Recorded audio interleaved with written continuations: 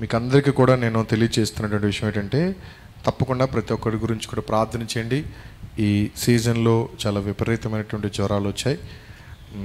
అంటే అటు వర్షాకాలం వస్తుంది కాబట్టి చాలా విపరీతమైనటువంటి పరిస్థితులు కనబడుతూ ఉన్నాయి. కాబట్టి ఎవరైనా జ్వరంతో బాధపడుతున్న వారి గురించి ప్రత్యేకంగా ప్రార్థన చేయండి, వ్యక్తిగతంగా ప్రార్థన చేయండి. లేదు అంటే అందరి గురించి మీరు మీ అనుదిన ప్రార్థనలు జ్ఞాపకం చేసుకోవాల్సిందిగా ప్రభు పేరట మీ అందరికీ తెలియజేస్తున్నాను. ఒకసారి బిగిరిగా దేవునికి స్తోత్రాలు చెల్లించండి. దేవునికి స్తోత్రం. దేవుని నామానికి మహిమ కలుగునుగాక. ఆమేన్. ఈరోజు నేను చెప్పాలనుకున్నటువంటి వాక్యము యాక్చువల్గా నేను చెప్పేది కాదు. ఇది కొన్ని రోజుల నుంచి ప్రార్థన చేస్తూ కొంతమంది ఫ్యామిలీ కౌన్సిలర్స్, అంటే కుటుంబాన్ని ఎలా కట్టాలి అన్న విషయం మీదే చాలా దినాలు వారు వాక్య ప్రకారంగా ప్రయాసపడి కుటుంబాన్ని ఎలా కట్టాలి, లేదంటే వివాహంలోనికి ఎలా వెళ్ళాలి అన్న విషయాల పట్ల, వాక్యానుసారమైనటువంటి వివాహం ఎలా జరిగించుకోవాలి అని ఇలాంటి అనేకమైన విషయాల పట్ల చాలా సంవత్సరాలు స్టడీ చేసి, అనేక మందికి కౌన్సిల్ చేసి రాసినటువంటి పుస్తకాలు, చాలా పుస్తకాలు ఉంటాయి. క్రైస్తవ వివాహం ఎలా ఉండాలి, వివాహ జీవితం ఎలా ఉండాలి అనేది చాలా పుస్తకాలు అనేక మంది దైవజనులు ప్రపంచవ్యాప్తంగా, నేను మాట్లాడుతుంది కేవలం భారతదేశంలో కాదు, ప్రపంచవ్యాప్తంగా అనేక మంది ఈ వివాహ వ్యవస్థ మీద అనేకమైన విషయాలు మాట్లాడినటువంటి వారు మాటలన్నీ కూడా సేకరించి కొంతమంది దైవజనులు చెప్పినటువంటి విలువైన మాటలను మీకు ఉపయోగపడతాయేమో అని చెప్పి తీసుకొచ్చాను. ఆమెన్ చెప్పండి అందరూ కూడా.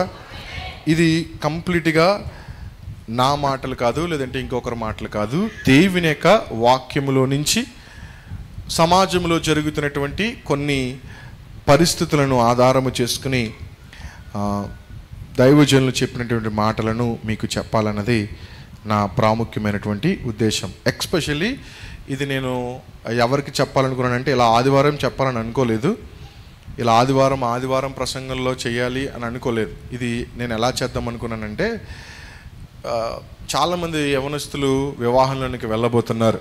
అలాగే చాలామంది తల్లిదండ్రులు మీ పిల్లలకు వివాహాలు చేయడానికి సిద్ధమవుతూ ఉన్నారు. ఈ సమయంలో ప్రిపరేషన్ అనేది ఖచ్చితంగా ఉండాలి. క్రైస్తవ వివాహాలు ఎలా చేయాలో, క్రైస్తవ వివాహాలు ఎలా చేయాలంటే కార్యక్రమాలు కాదు, కార్యక్రమాల గురించి చెప్పడానికి కాదు, ఇవాళ అలా చేయండి ఇలా చేయండి అని చెప్పడానికి నేను ఎవరిని, మీకున్న స్థితిని బట్టి మీరు చేసుకుంటారు, అది మీ ఇష్టం, మీ ఇంట్లోకి వచ్చి చేసేది కాదు.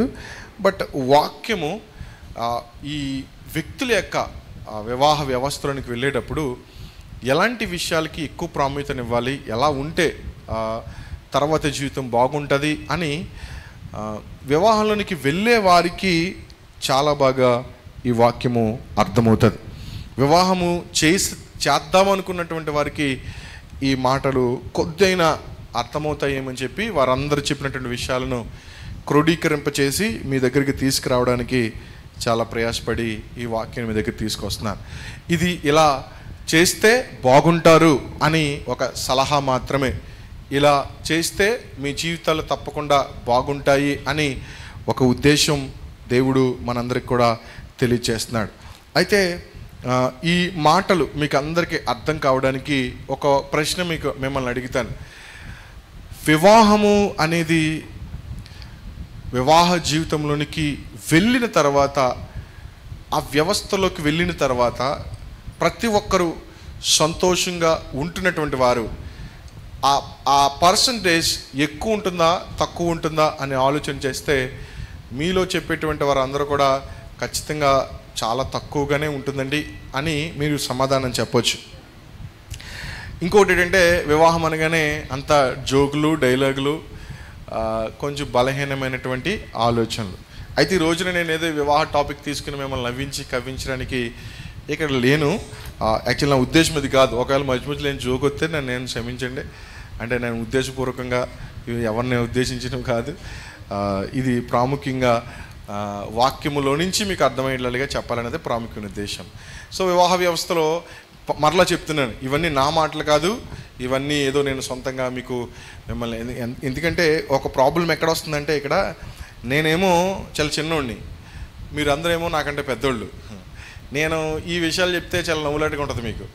నేను చెప్తే మీకు ఇది కొంచెం కామెడీగా ఉంటుంది. ఈడిటరా నిన్న కాక మొన్న కదా పెళ్ళైంది, ఈడి నాకు చెప్తుంటే అని అనిపిస్తుంది, మీకు ఖచ్చితంగా అనిపిస్తుంది. కానీ ఇవి రానున్న తరాల వాళ్ళకి, నెక్స్ట్ జనరేషన్ వాళ్ళకి వాక్యములో నుంచి చెప్పాలన్నది మీలాంటి పెద్దలు చెప్పిన మాటలే నేను మోసుకొచ్చాను తప్ప ఈ నాకింత ఆలోచించేటువంటి అది ఆలోచన నాకైతే లేదని ప్రభుపేట మీ అందరికీ తెలియజేస్తున్నాను. వివాహం అనగానే మనము జనరల్గా కొద్ది నిమిషాలు మాట్లాడుకుందాం. కొద్ది నిమిషాలు జనరల్గా వివాహం గురించి మాట్లాడుకున్న తర్వాత అప్పుడు వాక్యంలో నుంచి వివాహం ఏం జరుగుతుందో మీకు స్పష్టంగా తెలియజేస్తాను. వివాహము అనగానే కొంతమంది ఎప్పుడు పెళ్లి చేసుకుందామన్న ఆలోచనలు ఉంటారు. వివాహం కాని వారందరూ కూడా. వివాహం అయిన వారేమో ఎందుకు చేసుకున్నాను రా బాబు అని బాధపడి ఈ వివాహం కానప్పుడే బాగున్నాను కదా అని అనిపిస్తుంది. ఎందుకు అలా అనిపిస్తుంది అంటే ఆ వివాహ వ్యవస్థలో ఎలా ఉండాలో తెలియకపోవడం వల్ల, ఆ వివాహ వ్యవస్థలో ఎలా జీవించాలో తెలియకపోవడం వల్ల. ఒక సామెత ఉంటుంది ఇంగ్లీష్లో, ఏంటంటే దాన్ని ఏమంటారంటే మనకి పరిష్కారం కంటే దాన్ని మనము ఎలా చెప్పాలంటే కౌన్సిలింగ్ చేయాలి. ముందుగానే పెళ్ళిళ్ళు అయిపోయిన తర్వాత వారికి వస్తున్నటువంటి సమస్యలకు కౌన్సిలింగ్ చేస్తారు చాలాసార్లు. భార్యాభర్తలు ఎలా ఉండాలో కౌన్సిలింగ్ చేస్తారు. కానీ పెళ్ళికి ముందే, ఇది ప్రాముఖ్యంగా ఈరోజు వాక్యం ఎవరికంటే పెళ్ళికి ముందు ఎలాంటి నిర్ణయాలు, ఎలాంటి మైండ్ సెట్తో మీరు వివాహ జీవితానికి వెళ్ళాలన్నది, ఇలాంటి ఎలాంటి మైండ్ సెట్ని మీ పిల్లలకి తయారు చేయాలన్నది నా యొక్క ఒక ఉద్దేశం. ఓకే, సో మనందరం కూడా పెళ్ళికి, ఫర్ ఎగ్జాంపుల్ నేను వెళ్తున్నాను, ఒక దారిలో వెళ్తున్నాను, నేను వెళ్తున్నప్పుడు అక్కడ స్పీడ్ బ్రేకర్ ఉంటుంది అని నాకు ముందుగానే తెలిస్తే నేనేం చేస్తానంటే, నాకు ముందుగానే తెలుసు కాబట్టి నేను ఆ మార్గంలో వెళ్ళకపోయినా నాకు ముందుగా చెప్పారు కాబట్టి పలానా చోట స్పీడ్ బ్రేకర్ ఉంటుందన్నాను కాబట్టి నేను వెళ్తున్నప్పుడు అక్కడికి వచ్చేసరికి స్లో చేస్తాను నా బండిని, కొంచెం స్లోగా వెళ్ళి నాకు ఇబ్బంది కలగకుండా నేను వెళ్తాను. ఒకవేళ నాకు అక్కడ స్పీడ్ బ్రేకర్ ఉందన్న విషయం నాకు తెలియకపోతే నేను స్పీడ్గా వెళ్ళొచ్చు, లేదా చూసుకోకుండా వెళ్ళిపోవచ్చు. అక్కడ పడిపోయే పరిస్థితులు చాలా కనబడుతూ ఉంటాయి. వివాహ జీవితంలో కూడా వివాహం అయిన తర్వాత ఏ విధంగా ఉంటుంది అన్నది ప్రతి ఒక్కరు కూడా తెలుసుకోవాలి. కేవలము శారీరకమైనటువంటి సుఖము కాదు వివాహం అంటే. కేవలము వివాహం అంటే తర్వాత సౌకర్యవంతంగా పిల్లలు ఇవన్నీ ఒకటే కాదు. వివాహం తర్వాత చాలా రకాలైన పరిస్థితులు వస్తాయి అన్న విషయాన్ని మనము గుర్తుపెట్టుకోవాలి. రెండవదిగా, వివాహము చేసుకునేటువంటి వారందరూ కూడా సరి అయినటువంటి వయసులో చేసుకోవాలి. అటు వయసు రాకుండా చేయకూడదు, అటు వయసు మించిపోయిన తర్వాత కూడా చేసిన ఉపయోగము ఉండదు. మీకు బైబిల్లో ఒక సంఘటన చెప్తాను.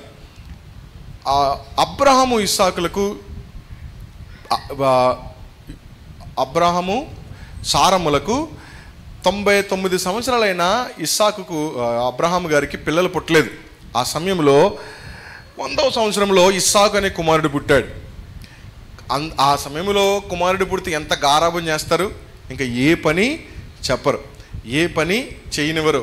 నువ్వు కూర్చోరా బాబు అని చెప్పి అంత బాగా పెంచుకున్నారంటే, ఇస్సాకుని ఎంత బాగా పెంచుకున్నారంటే ఇస్సాకుకి 40 సంవత్సరాలు వచ్చినా పెళ్లి చేయలేదు. ఇస్సాకుకి 40 సంవత్సరాలు వచ్చినా పెళ్లి చేయలేదు. ఎందుకు చేయలేదు అంటే ఇష్టం. ఇస్సాకంటే ప్రేమ లేక పుట్టాడు. పెళ్లి చేసుకుంటే పెళ్ళం కొంగు పట్టుకు తిరిగేస్తాడేమో, మమ్మల్ని మర్చిపోతాడేమో అని చెప్పి సారమ్మ ఏం చేసిందంటే 40 సంవత్సరాలు వచ్చినా పెళ్లి చేయలేదు. ఓ రోజున సారమ్మ పుట్టుకుని చనిపోయింది. సారమ్మ చనిపోతే అబ్రహాం గారికి అప్పుడు వచ్చింది, ఇప్పుడు నా కొడుక్కి పెళ్లి చేయాలి.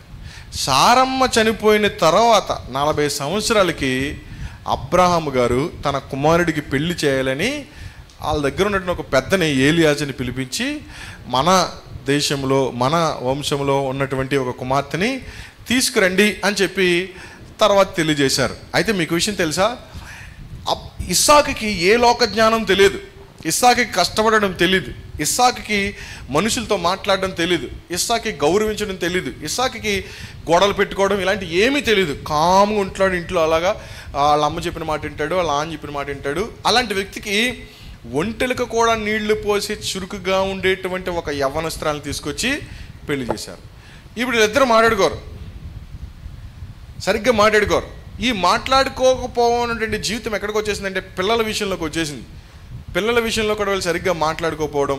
అందుకే ఇస్సాకు తన యొక్క కుమారుని ఆశీర్వదించాలనుకున్నప్పుడు యాకోబుకి వస్త్రాన్ని ధరించి, చర్మాన్ని ధరించి, వంటకాన్ని ధరించి, నీ స్వరం చూస్తేనేమో యాకోబులా ఉన్నావు, తడిమి చూస్తేనేమో యాసావులా ఉన్నావు అని డౌట్ వచ్చినప్పుడు ఎవరిని పిలాలి? అలా ఆవిడని పిలాలా? రెబ్కామని పిలవలేదు.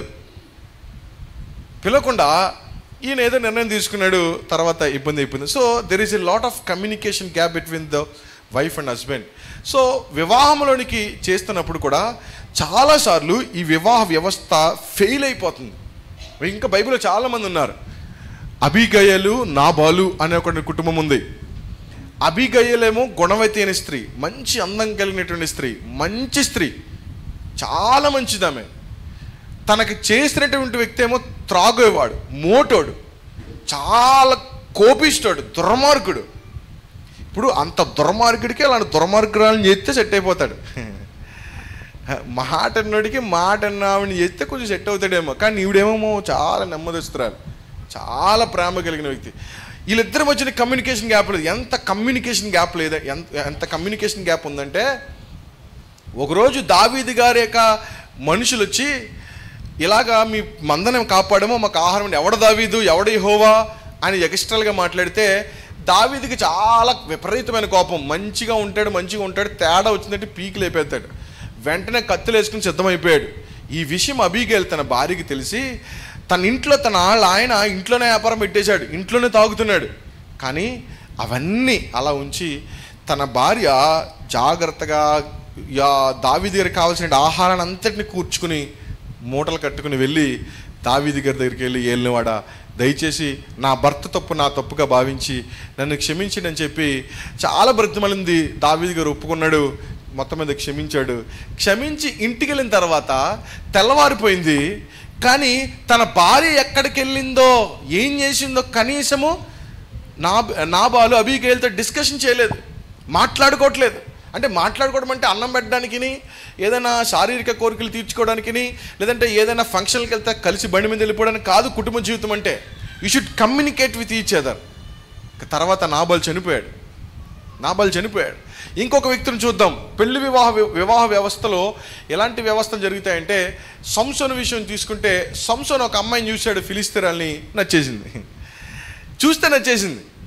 మనకు కూడా చూసి చేసేసుకుంటాం, మనిషిని చూసి చేసుకుంటాం. అందుకే యవ్వనస్తులు వివాహ వ్యవస్థలోకి వెళ్ళేటప్పుడు వాళ్ళు పైరూపాన్ని చూస్తారు, కానీ ఇంట్లో ఉన్నటువంటి పెద్దలు వెనకాలన్నిటి కూడా అబ్జర్వ్ చేస్తారు. కాబట్టి కేవలము శారీరకమైనటువంటి అందమే కాదు, కానీ మిగతా విషయాలన్నీ కూడా సెట్ అవుతాయా లేవా అన్న విషయాల్ని చూసేటువంటి పెద్దలకు మన వివాహ జీవితంలో ఖచ్చితంగా అవకాశం ఇవ్వాలి. సొంత నిర్ణయంగా తీసుకోకూడదు. అంటే ఇలా చాలా విషయాలు బైబిల్లో, వివాహ వ్యవస్థలో చాలా విషయాలు చూస్తే బైబిల్ ఏం చెప్తుంది అన్న విషయాన్ని మనం ఆలోచన చేస్తే, పెళ్లిలోనికి వెళ్ళేటువంటి వారు, వివాహ జీవితంలోనికి వెళ్ళేటువంటి వారు మీరు ఎలా ఉండాలంటే, అది సిగ్గుగాను భయంగాను ఏం జరుగుతుందో తెలియదు అన్నట్లు కాదు. ఫస్ట్ దాని గురించి తెలుసుకుని ఇది దేవుడు మనకిచ్చినటువంటి గొప్ప అవకాశంగా తీసుకోవాలి.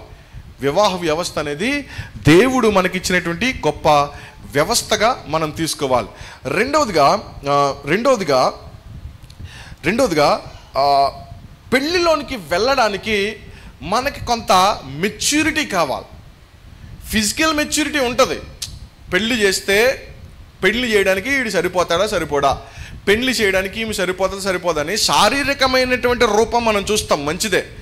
కానీ పెళ్లిలోనికి వెళ్ళడానికి వాళ్ళకి మెంటల్ మెచ్యూరిటీ ఉందా లేదా అన్నది చాలా జాగ్రత్తగా చూడాలి. అది చూడకపోతే తర్వాత పెళ్లి చేసిన తర్వాత చాలా ఇబ్బందులు వస్తాయి. అందుకే పెళ్లి చేయడానికి కూడా కొంత ఏజ్ గ్యాప్లు కానీ, కొంత సైంటిఫికల్గా లేదంటే కొన్ని రూల్స్ ప్రకారం పెడతారు. చూడండి, స్త్రీలు పెళ్లి ఏ వయసులో చేసుకోవచ్చు? గవర్నమెంట్ రూల్ ప్రకారము 18 సంవత్సరాలు దాటిన తర్వాత పెళ్లి చేసుకోవచ్చు. 21 సంవత్సరం దాటిన తర్వాత మగవాళ్ళు చేసుకోవచ్చు. అంటే అర్థం ఏంటంటే మగవాళ్ళ కంటే ఆడవాళ్ళు బుర్ర బాగా పనిచేస్తుంది, త్వరగా పనిచేస్తుంది అని అర్థం. మగవాళ్ళ బుర్ర కంటే ఆడవాళ్ళ బుర్ర కొంచెం బేగా పనిచేస్తుంది. అందుకే మాకేమో ఎంత ఇచ్చారు? 21 ఇచ్చారు. మీకెంత ఇచ్చారు? 18 ఇచ్చారు. అర్థమైందా? సో మీకు ఈ బుర్ర బాగా పనిచేయడం ఏంటి అంటే ఒకసారి ఓ ఫోటో పెట్టండి, ఆ బ్రెయిన్ ఫోటో పెట్టండి. ఆ బ్రెయిన్ ఫోటో పెడితే మీకు చక్కగా అర్థమవుతుంది. ఒకసారి ఆ బ్రెయిన్ చూడండి. ఇవన్నీ కూడా మీకు అందరికీ ఉంటుంది. ఇది నాకు లేదు అనుకోకండి, నాకు లేదండి బ్రెయిన్ అనుకోకండి, అందరికీ ఉంటుంది ఈ బ్రెయిన్. ఈ బ్రెయిన్ మనకి 2 పార్ట్స్గా ఉంటుంది. ఓకే, ఒకసారి ఇంటికి వెళ్ళిన తర్వాత అర్థంలో కనబడదు, మరి ఏం చేస్తారు, ఏం చేస్తే సరే. ఈ బ్రెయిన్ మనకు అందరికీ బ్రెయిన్ ఉంటుంది. ఈ బ్రెయిన్ 2 పార్ట్స్గా ఉంటుంది. ఓకే, ఈ రైట్ సైడ్ పార్ట్ అంతా కూడా ఈ లెఫ్ట్ సైడ్ పార్ట్తో కనెక్ట్ అయి ఉంటుంది. ఈ లెఫ్ట్ సైడ్ పార్ట్ అంతా కూడా రైట్ సైడ్తో కనెక్ట్ అయి ఉంటుంది. అందుకే చూడండి, ఎవరికైనా బ్రెయిన్లో ఏదైనా బ్లడ్ క్లాట్ అయితే లెఫ్ట్ సైడ్ ప్రాబ్లం వస్తుంది, రైట్ సైడ్ ఇబ్బంది అయితే రైట్ సైడ్ వాళ్ళ బాడీలో ప్రాబ్లం వస్తుంది. సరే పక్కన పెడదాం. ఇప్పుడు ఆ బ్రెయిన్ ఉంది కదా, ఈ మెడనర నుంచి, నేను ఇప్పుడు సైన్స్ క్లాస్ చెప్పినట్టు ఉందా అంటే మీకు అర్థం అవడానికి చెప్తున్నాను. ఓకే, ఇవన్నీ నాకు ఇంటికి వచ్చిన తలపోట్లు, దేవుడు దీవించకుండా పోవచ్చు కదా, కానీ సరైన నిర్ణయం తీసుకోవడానికి మాత్రమే చెప్తున్నాను అనమాట. ఇదంతా కూడా సైన్స్ కూడా ప్రూవ్ చేస్తుంది. అందులో నుంచి వాక్యంలోకి వెళ్తాను. ఓకే, ఇప్పుడు బ్రెయిన్ అనేది అందరికీ ఉంటుంది.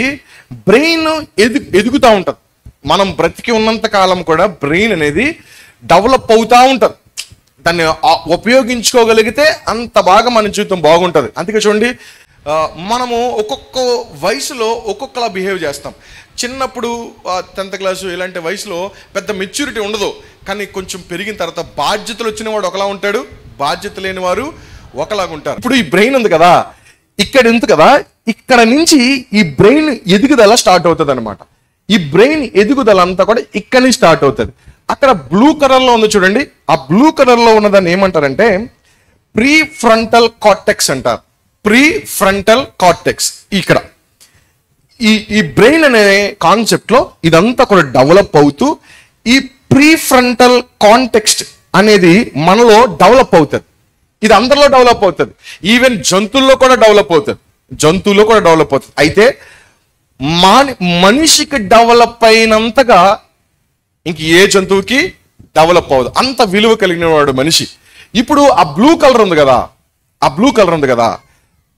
యాక్చువల్గా అంత పరిస్థితి లేదు కాబట్టి నేను చెప్తాను, అర్థం చేసుకోండి. ఆ బ్లూ కలర్ అనేది చాలా చిన్నగా ఉందనుకోండి, మీ వయసు చాలా తక్కువగా ఉందని అర్థం. అంటే తక్కువ నుంచి పెరుగుతూ ఉంటుంది.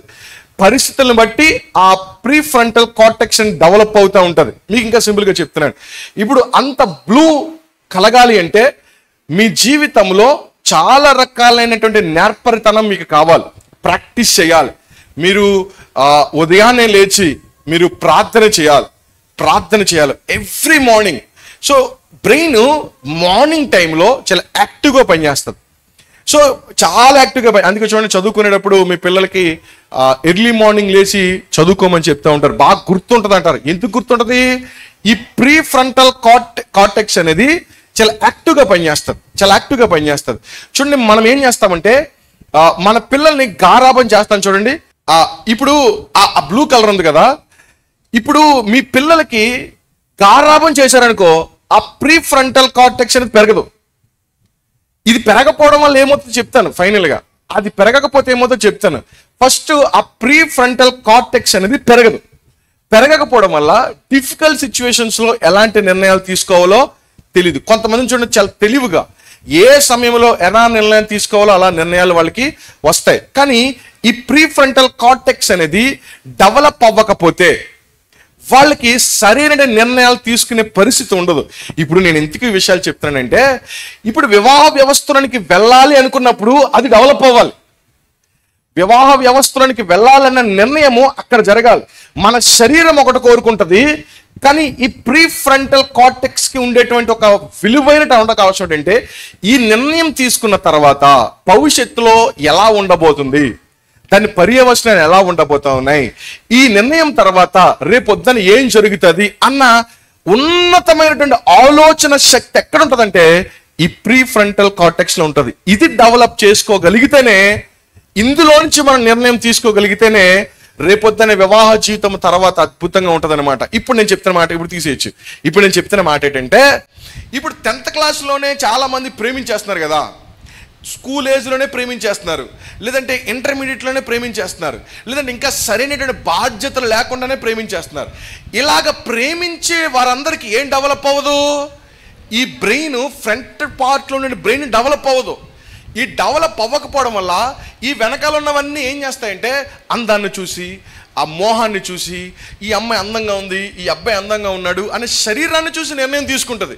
కానీ బాధ్యత కలిగిన వారు, అందుకే మన పిల్లలకి ఈ ప్రీ ఫ్రంటల్ కార్టెక్స్ అనేది కరెక్ట్ ఏజ్లో ఎప్పుడు డెవలప్ అవుతుందంటే 18 సంవత్సరాల నుంచి 25 సంవత్సరాల లోపులో అది పనిచేస్తుంది, కరెక్ట్గా డెవలప్ అవుతుంది. అది కూడా మనం డెవలప్ చేస్తే ఒక్కొక్కరికి ఒక్కొక్క టైంలో అది డెవలప్ అవుతుంది. దానికి ప్రాక్టీస్ చేయాలా, బ్రెయిన్కి మెదడు పెట్టాలా, కొంచెం యాక్టివిటీస్ చేయాలా, కొన్ని విషయాల్లో మనము కొంచెం ఆలోచించడం నేర్చుకోవాలా, సొంతంగా నిర్ణయం తీసుకోవాలా, సొంతంగా పుస్తకాలు చదవడం నేర్చుకోవాలా, భాష నేర్చుకో. చూడండి, మనిషి అనేవాడు నేర్చుకుంటూనే ఉంటాడు. చూడండి, ఏ విషయమైనా సరే.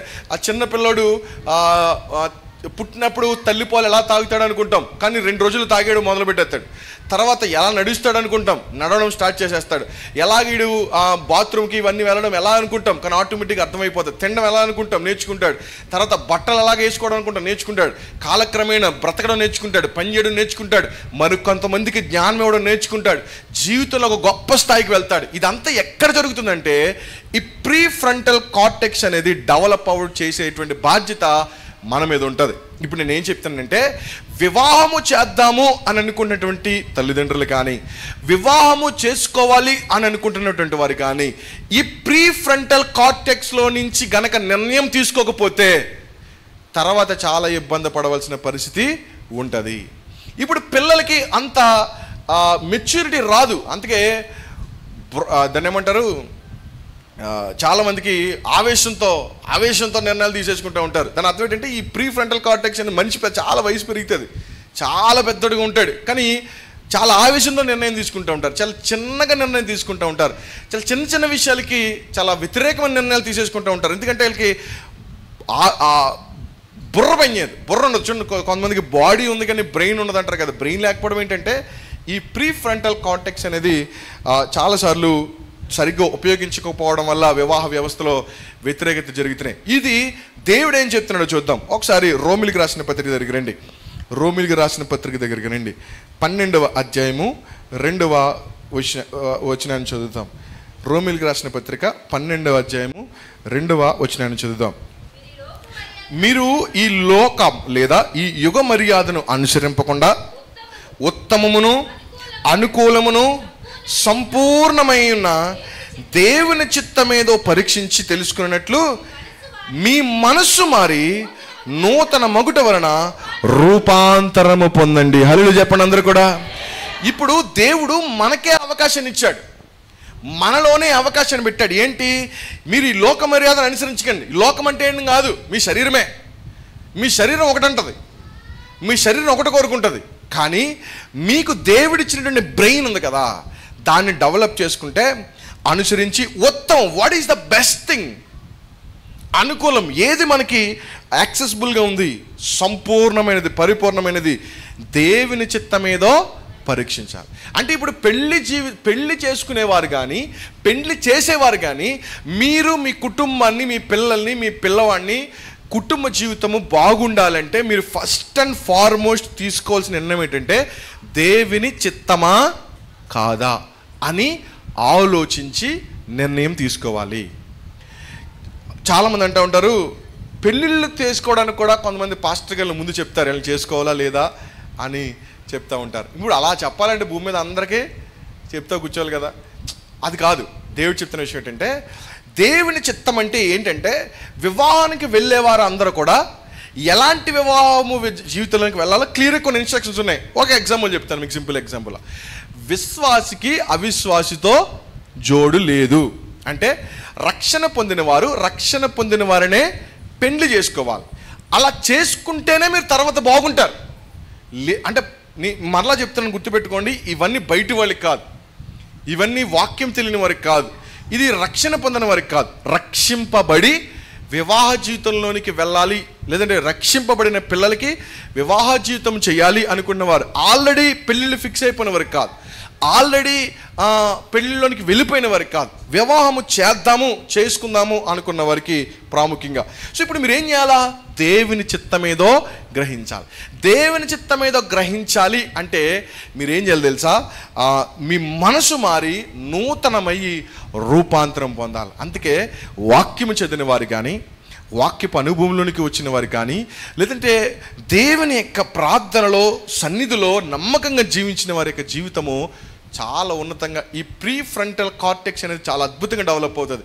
మీరు చరిత్రలోకి ఒకసారి వెళ్ళి చూస్తే అనేక మంది శాస్త్రవేత్తలు, అనేక మంది గొప్ప గొప్ప విద్యావేత్తలు అందరూ కూడా వాళ్ళ యొక్క విద్యను అభ్యసించినటువంటి జ్ఞానం ఎక్కడి నుంచి సంపాదించారంటే పరిశుద్ధ గ్రంథమైనటువంటి బైబిల్లో నుంచే. సో బైబిల్ చదవడం వల్ల అంత విలువ ఉంది, బైబిల్ చదవడం వల్ల అంత జ్ఞానం పెరుగుతుంది, బైబిల్ చదవడం వల్ల రేపొద్దున జీవితంలో ఎలాంటి నిర్ణయం తీసుకోవాలో మనకి చాలా క్లారిటీ వస్తుంది. కాబట్టి మీకు ఇంకో విషయం చెప్పాలి. ఇప్పుడు మీరు ఎవరికి పుట్టాలో నేను డిసైడ్ చేసుకోలేదు, అవునా? మీకు నేను ఎవరికి తల్లిదండ్రులు అవ్వాలి, లేదంటే నాకు ఎవరు అమ్మ నాన్న అవ్వాలి నేను డిసైడ్ చేసుకోలే, లేదంటే మా అమ్మ నాన్నకు కూడా నేను పుట్టాలో లేదా వాళ్ళు డిసైడ్ చేసుకోలేదు, దేవుడు ఏర్పాటు చేశాడు.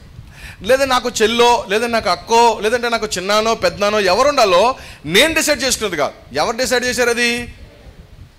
కానీ నా జీవితంలోనికి ఎవరు రావాలో నిర్ణయం తీసుకునే ఒక్క అవకాశం నాకు ఇచ్చాడు దేవుడు. హల్లెలూయా చెప్పండి. ప్రతి ఒక్కరి జీవితంలో చెల్లి కావాలన్నా, అక్క కావాలన్నా, తమ్ముడు కావాలన్నా, నాన్న కావాలన్నా, అమ్మ కావాలన్నా, ఎవరికి కావాలన్నా ఈ రిలేషన్స్ అన్నీ దేవుడు ఏర్పాటు చేస్తే వచ్చినాయి తప్ప మీ అందరి జీవితాల్లో కూడా భార్య భర్త ఈ ఒక్క విషయంలోనే దేవుడు మనకి ఏం చేశాడు? అవకాశాన్ని ఇచ్చాడు. ఆది కాండంలో ఆదాముకి అవ్వమ్మ ఒక్కతే కాబట్టి గొడవ లేదు, సెలెక్ట్ చేసుకున్నాడు. మరి మనకి చాలా అవ్వమ్మలు ఉంటారు కదా, కాబట్టి దానికి ఒక నియమం పెట్టాడు. ఇప్పుడు నీకు 10th క్లాస్లోనే అవ్వమ్మ కోసం ఎదుగుతావు, నీ బుర్ర ఎదగలేదురా, గూట్లే. ఇప్పుడు పాస్టర్ గారు కొంతమంది పాపం కుటుంబ వ్యవస్థ గురించి పాటలు నడుతున్నాడు, మా యవనస్తులకు బాగా చెప్తున్నాడు. నా ప్రియ సఖీవే అంటే వీడికి పెళ్ళిలో పెటాకులు లేవు, వీడు పాడేసుకుంటాడు ఈ పాట. ఇప్పుడు వీడు ఏమన్నా బైబిల్ స్టడీలో ఉంటాడా? వీడికి ఏమైనా వాక్యం తెలుసా? అసలు పెళ్లి తర్వాత ఎలా ఉండాలో తెలుసు? ఏమీ తెలీదు. వీడికి ఏంటంటే వీడు ఎవడో పేమెంట్ చేస్తున్నాడు,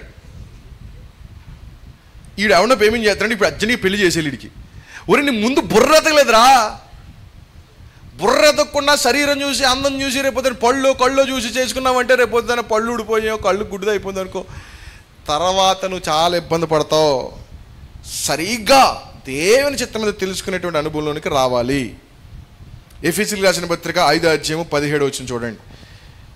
ఇది ఒక్క విషయంలో కదా మనకు అవకాశం ఉంది, మరి ఎంత జాగ్రత్తగా తీసుకోవాలి నిర్ణయం. ఎఫెసీయులకు రాసిన పత్రిక 5:17 ఇందు నిమిత్తము మీరు అవివేకులు కాక ప్రభు యొక్క చిత్తం ఏమిటో గ్రహించుకోనండి.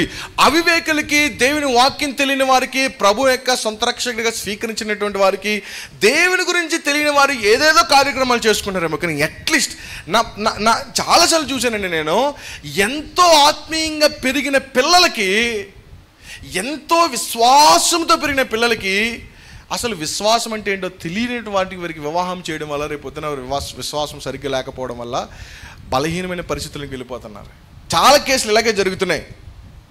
రెండోది, మనం అందరం ఏం చేయాలంట? ఇందు నిమిత్తము మీరు అవివేకులు కాక ప్రభు యొక్క చిత్తం ఏంటో గ్రహించాలి. ఆ గ్రహింపు మన బ్రెయిన్ ద్వారా జరుగుతుంది.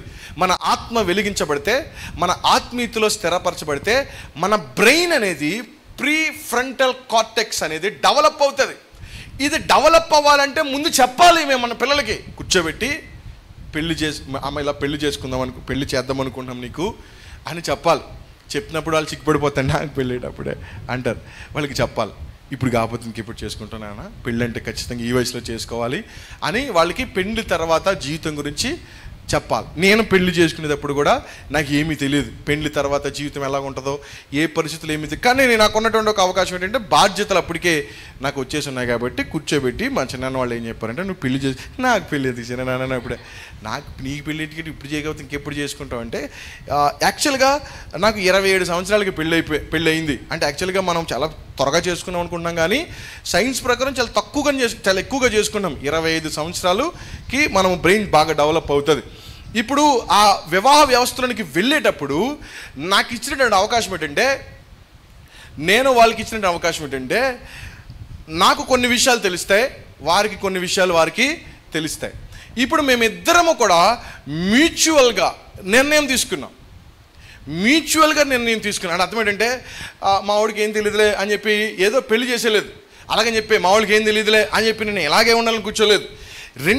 ఇద్దరి యొక్క అభిప్రాయాలకి, వారి యొక్క ఒక ఏరియాలో వారి ప్రీఫ్రంటల్ కార్టెక్స్ ఒక ఏరియాలో బాగా డెవలప్ అవుతుంది, నా ప్రీఫ్రంటల్ కార్టెక్స్ ఒక ఏరియాలో బాగా డెవలప్ అవుతుంది. ఇప్పుడు నాకు తెలియనప్పుడు ఆ విషయాలు తెలిసినటువంటి నా కుటుంబ సభ్యులకి ఆ విషయాన్ని అప్పగించినప్పుడు సరి అయినటువంటి జీవితంలో నేను వెళ్ళడానికి అవకాశం ఉంటుంది. సో మీరందరూ కూడా నేర్చుకోవాల్సిన విషయం ఏంటంటే, మీరు మీ ఇంట్లో ఉన్న వారి కుటుంబ జీవితం పట్ల పరిపూర్ణమైన అవగాహన ఉంటుంది. కుటుంబ జీవితంలోనికి వెళ్ళలేని వరకు దాని గురించి అవగాహన లేదు, కానీ కుటుంబ జీవితాన్ని చూసి నలుగురిలో తిరిగి అనేక మంది జీవితాలు చూసిన వారికి ఆ విషయంలో ప్రీఫ్రంటల్ కార్టెక్స్ అని చాలా బాగా డెవలప్ అవుతుంది. కాబట్టి అలాంటి వారు నిర్ణయం తీసుకున్నప్పుడు సరిగానే నిర్ణయం తీసుకుంటారు. ఇప్పుడు ఎవరి గురించి తప్పుగా ఆలోచించారు కదా, ఎవరిని పాడు చేయాలని చూడరు కదా, కాబట్టి మంచి నిర్ణయం తీసుకుంటారు. కాబట్టి మన తల్లిదండ్రులకు మనం ఏం చేయాలా, అవకాశం ఇవ్వాలి. మన తల్లిదండ్రులకి మన యొక్క అభిప్రాయాన్ని చెప్పాలి. మన తల్లిదండ్రులు అలాగే తల్లిదండ్రులు కూడా ఆడికి ఏం తెలియదులే, ఆ అమ్మాయికి ఏం తెలియదులే అని చెప్పి కనీసం వాళ్ళని అడగకుండా పెళ్లి సంబంధాలు నిర్ణయింపచేసేసి పెళ్ళి అయిన తర్వాత హనీమూన్ తీసుకెళ్ళి చంపేసిన సందర్భాలు కూడా భారతదేశంలో జరిగాయి. ఎందుకంటే పెళ్ళికి ముందు ఆమెను అడగరు, పెళ్ళి అమ్మ నీకు ఇష్టమా కాదా, నువ్వు చేసుకుంటావా చేసుకో. వీళ్ళకి కొన్ని ఉంటాయి, వీళ్ళకి కొన్ని ఆస్తులు ఉంటాయి, లేని ధనం ఉంటుంది. ఈ ధనము బయట వాడికి వెళ్తే తినేస్తాడేమో, మా ఇంట్లో వాడు ఉంటే తింటాడు అనే ఆలోచనతో ఇష్టం లేకుండా పెళ్ళిళ్ళు చేయడం వల్ల రేపొద్దున్న చంపేసుకున్నారు. ఇంతకుముందు ఇష్టం లేకపోతే కాపురం చేసేవారు మీరు అందరూ కూడా, ఇప్పుడు అలా లేదమ్మా, చంపేస్తున్నారు. ఆ బ్లూ కలర్ డబ్బాలో ముంచేస్తున్నారు.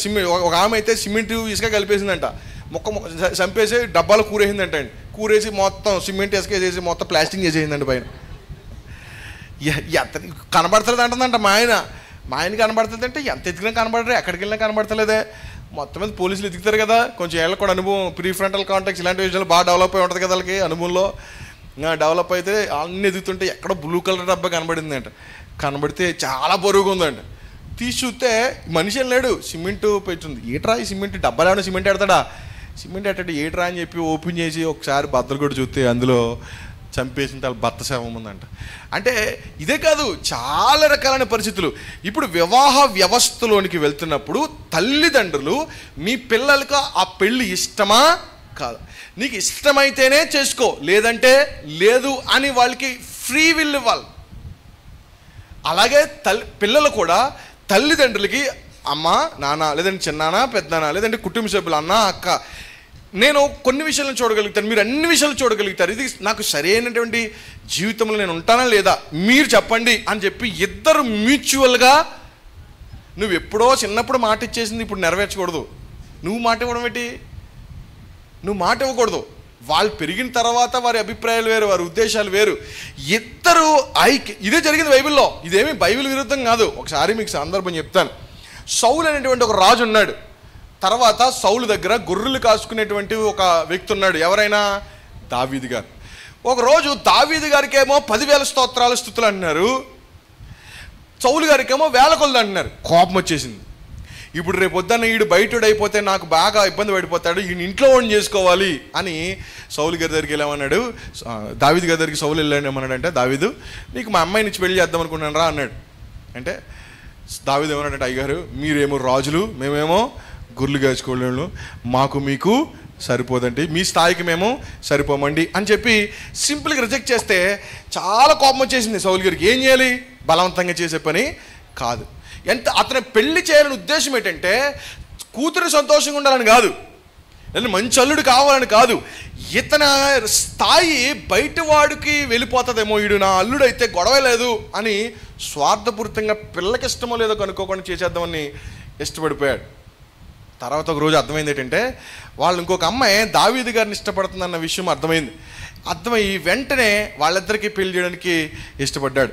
ఇప్పుడు వాళ్ళిద్దరికి ఇష్టమైతే చేయడం ఇబ్బంది ఏం లేదు, కానీ బలవంతంగా నీకు ఇష్టమని చెప్పి, నువ్వు మాట ఇచ్చామని చెప్పి, లేదంటే ఎప్పుడో మీరిద్దరు ఫ్రెండ్స్ అయ్యి మీరిద్దరు ఫ్రెండ్స్ కాబట్టి మీ పిల్లల్ని ఒకరికొకరికి ఇచ్చుకుంటామని ఇలాంటి మాటలు గట్టి ఇచ్చుకునే పిల్లల జీవితాలు పాడు చేయకండి. ఆత్మీయులు ఎప్పుడు కూడా ఇద్దరి యొక్క నిర్ణయాలు, ఇద్దరు కూడా ప్రీ ఫ్రంటల్ కాంటెక్స్తో నిర్ణయంతో తెలివితో మీరు నిర్ణయం తీసుకోవాలనేది ప్రాముఖ్యమైన ఉద్దేశం. అయితే మీకు ఇంకా కొంచెం ఇన్డెప్త్గా చెప్పడానికి ప్రయత్నం చేస్తాను.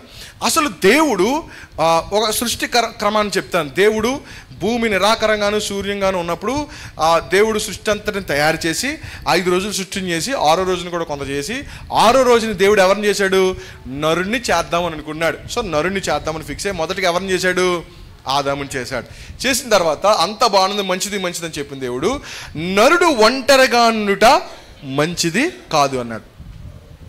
ఈ విషయాన్ని ఎలా అర్థం చేసుకుంటామంటే మనం చాలాసార్లు నరుడు ఒంటరిగా ఉండడం మంచిది అంటే నరుడు ఒంటరిగా ఉంటే తొంటర అవుతాడు, అమ్మ నాన్నగారు తిరుగుతాడు, బాధ్యత లేకుండా తిరుగుతాడు. ఇది కాదు ఉద్దేశం.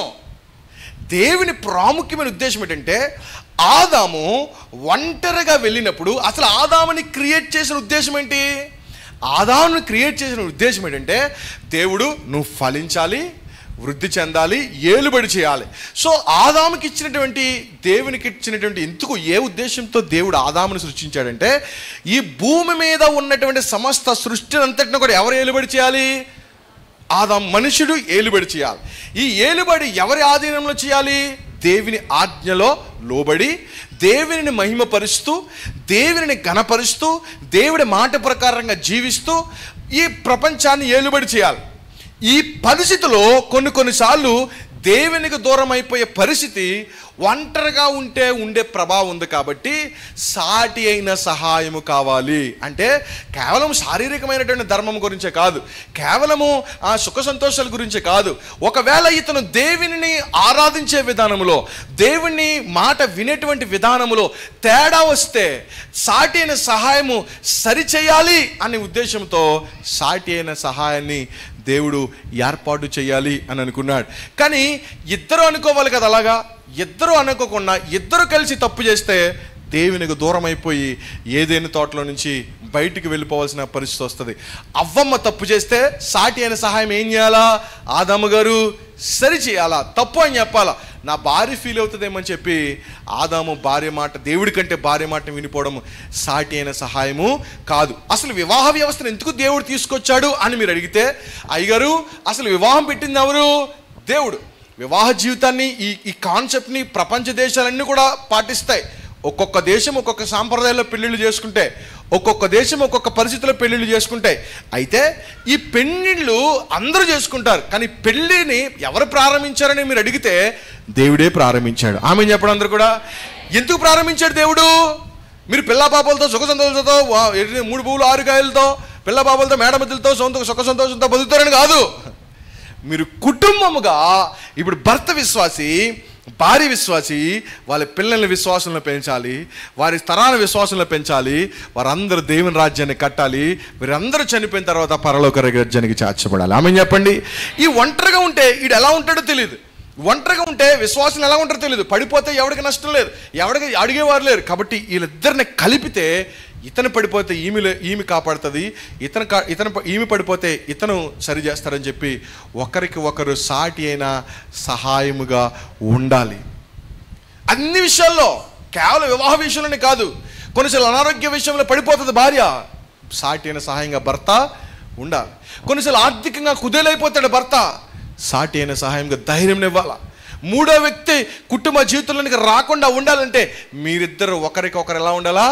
సాటి అయినటువంటి సహాయముగా ఉండాలి. ఒకవేళ వివాహములోనికి వెళ్ళిన తర్వాత ఎలా ఉంటారో కూడా బైబిల్ చెప్తుంది. చూడండి ఒకసారి కొరింథీ సంఘానికి రాసినటువంటి మొదటి పత్రిక మనం ఆల్రెడీ ధ్యానం చేసాం శుక్రవారపు ఆరాధనలో. కొరింథీ సంఘానికి రాసిన మొదటి పత్రిక 7వ అధ్యాయము 32వ వచనాన్ని చూద్దాం. కొరింథీ సంఘానికి రాసినటువంటి మొదటి పత్రిక 7వ అధ్యాయము 32వ వచనం. మీరు చింత లేని వారే ఉండవల్లని కోరుచున్నాను. పెండ్లి కానివాడు ప్రభువుని ఎలాగూ సంతోష పెట్టగలనని ప్రభు విషయమైన కార్యములు గూర్చి సో ఈడు విశ్వాసి పెళ్లికి ముందు ప్రభుని ఎలా గణపరచాలి, ప్రభు కార్యాలు ఎలా చేయాలి, ప్రభు కొరకు ఎలా బ్రతకాలని ఆరాటపడినటువంటి వ్యక్తి వివాహములో దాన్ని ఇంకా గణపరచవలసినటువంటి వ్యక్తి వెళ్ళిన తర్వాత ఏమవుతున్నాడంట? చదవండి అమ్మా, అలా చూస్తారటి. పెళ్ళైన వాడు భార్యను ఎలాగూ సంతోష పెట్టగలనని లోక విషయమైనగా వాటి కూర్చి చింతించుచున్నాడంట. చూడండి, పెళ్లికి ముందేమో ప్రభువుని ఎలా గణపరచాలని చూసిన వారు పెళ్లి అయిన తర్వాత తన భార్యను ఎలా గణపరచాలని లోక సంబంధమైన విషయాల్లో చింతిస్తున్నాడు. అంటే ఇప్పుడు అర్థం ఏమైంది? వివాహ వ్యవస్థలు ఏమైపోయారు? ఫెయిల్ అయిపోయారు. యాక్చువల్గా నువ్వు వివాహంలోకి ఎందుకు వెళ్ళాలి? నువ్వు నీ భార్య ఇద్దరు కలిసి ఎవరి గురించి ఆలోచించాలి? దేవుని పరిచయం గురించి ఆలోచించాలి, దేవుని గురించి ఆలోచించాలి, దేవుని వాక్యములాగా ఆలోచించాలి, దేవుని యొక్క వాక్యం గురించి పరితపించగలగాలి. ఇలాగుండాలి అంతే తప్ప పెళ్లికి ముందేమో ఒకలాగా, పెళ్ళి అయిపోయిన తర్వాత సరి అయినటువంటి శ్వాస జీవితంలోనికి వెళ్లకుండా భార్యని ఎలా సంతోషపెట్టాలా, ఆమెకి చీర ఎలా కొనాలా, ఆమెకి ఎలా చూసుకోవాలా, ఫస్ట్ పుట్టినరోజు ఎంత గ్రాండ్గా చేయాలా, బాంబులు ఎలా వేయాలా, కేక్ ఎలా కొనాలా, చీర ఎలా కొనాలా, వాచ్ కొనాలా, ఉంగరం కొనాలా, ఇది కొంటే నన్ను తక్కువ చూస్తుందేమో, అప్పు చేసేవారు, ఒక 5,000 ఎవరో 10,000 ఎవరా, నన్ను మా ఆవిడ తక్కువ చూస్తుంది, చీర కూడా కొనలేను, ఎందుకు పెళ్లి చేసుకున్నారని చెయ్యి అంటది, ఫస్ట్ పుట్టినరోజుకి ఎలా చేసామంటే రేపు పొద్దున ఇంకేం చేస్తాను, ఇంటికి వచ్చిన తలపడరా, అప్పు చేసి తర్వాత ఏదో ఈఎంఐలను కట్టేసుకొచ్చి తెలకుండా అని చెప్పి ఏ బజాజ్ కార్డులను ఏదో కొనేసి మొత్తం మీద ఆవిడని సంతోష పెడితే ఆ అప్పులు తెచ్చడానికి ఆదివారం కూడా పాత్ర మానేసి పనికి పోవాల్సిన పరిస్థితి ఏర్పడుతుంది. నువ్వు వివాహ వ్యవస్థలోకి వెళ్ళేటప్పుడు వివాహ వ్యవస్థలకు వెళ్ళిన తర్వాత మారిపోకూడదు. మీరిద్దరు కలిసి ఏం చేయాలా? దేవుని, అది వివాహ వ్యవస్థ. అందుకు వివాహ వ్యవస్థ అంతే కదా. తర్వాత ఉంటుంది చూడండి, పెండ్లి అయినవాడు అదేనా, చదవండి. అటువలే పెండ్లి కాని స్త్రీయు కన్నికయు తాము శరీరమందును ఆత్మయందును పవిత్రుండుటకు ప్రభు విషయమైన కార్యముల గురించి చింతించుచుందురు. కానీ పెండ్లి అయినది భర్తని ఎలాగో సంతోష పెట్టగలనని లోక విషయమైన వాటి గురించి చింతించుతుంది. ఈ అమ్మగారేమో పెళ్లికి ముందు భక్తిపుర్రాలు, పెళ్ళయ్యాక భర్త భక్తిపుర్రాలు. ఇవి నీకు పెళ్లిలోనికి ఎప్పుడు వెళ్ళాలో ఎలా వెళ్ళాలో తెలియకపోతే ఇలాంటి ప్రాబ్లమ్స్ వస్తాయి. నేను పెళ్లికి ముందండి నా అంత భక్తి, మరి పెళ్లికి తర్వాత, పెళ్ళి తర్వాత కూడా అలా ఉండాలని నువ్వు పెళ్ళిలోకి వెళ్ళాలి. పెళ్ళి తర్వాత కూడా నువ్వు అలాంటి జీవితంలో ఉండాలన్నదే మీ పిల్లలు కోరుకోవాలి. పెళ్ళికి ముందేమో చాలా యథార్థంగా పరిశుద్ధురాలుగా ఎంత మంచిగా పెంచినండి మీ బిడ్డల్ని, పెళ్ళి తర్వాత దేవునికి దూరం అయిపోయేటట్లుగా చేసేటువంటి వివాహ జీవితాలు ఫెయిల్యూర్ జీవితాలే. గుర్తుపెట్టుకోండి. మీరు ప్రపంచానికి తెలియచేయకపోవచ్చు, ప్రపంచానికి మీ పరిస్థితులు తెలియకపోవచ్చు. నేను ఒకటే అంటానండి, మీరు కుటుంబ జీవితముగా సంతోషంగా ఉన్నారో ప్రపంచానికి తెలియకపోవచ్చు, కానీ కుటుంబంగా మీరు సంతోషంగా ఉన్నారో లేదో మీకు తెలుస్తుంది. కుటుంబ జీవితంలో సరిగ్గా ఉన్నారో లేదో మీకు తెలుస్తుంది. అందుకే ఆయన అంటాడు, పెళ్లికి ముందేమో కన్యకగా శరీరమందు ఆత్మయందు పవిత్రాలై ఉండి ప్రభు కార్యాలు ఎలా చేయాలని ఆలోచించే సండే స్కూల్ అని అవన్నీ యూత్ మీటింగ్ అని చర్చ తుడిచేస్తుంది, మా పెట్టేస్తుంది, మొత్తం కుర్చీ చేసేది, అన్నీ చేసేది. పెళ్ళి అయిపోయిన తర్వాత మా ఆయన వెళ్ళొద్దు అన్నాడు, పెళ్ళి అయిన తర్వాత మా ఆయన తిట్టేస్తున్నాడు, మా ఆయనకి ఇష్టం లేదు, మా ఆయనకి ఇష్టం లేదు. అరే రే రే రే, నువ్వు ఫెయిల్ అయిపోయావు. నీకు అర్థం అవట్లేదా? పెళ్లికి ముందు నువ్వు ప్రభుని గణపరిచి పెళ్ళైన తర్వాత గణపరచట్లేకపోతున్నావు అంటే you are in the failure person in the marriage life. అందుకే చాలా జాగ్రత్తగా వివాహ విషయంలో నిర్ణయాలు తీసుకోవాలనేది ప్రభు యొక్క ఉద్దేశం. ఎందుకంటే ఇవన్నీ మీరు వివాహం తర్వాత ఎలాగుంటాయో ముందుగా తెలుసుకోవాలి.